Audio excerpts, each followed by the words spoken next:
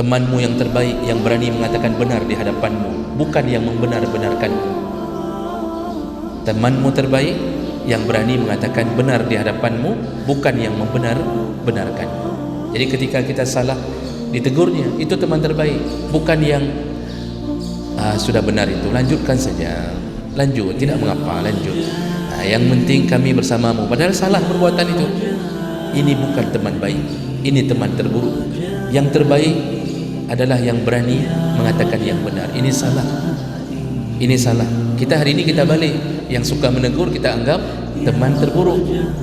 Malas kita bergaul dengannya, sebentar-bentar protes, ini protes, itu protes, maksa-maksa orang salat subuh, padahal itulah penyelamat. Inilah yang berani memaksa kita masuk ke surga.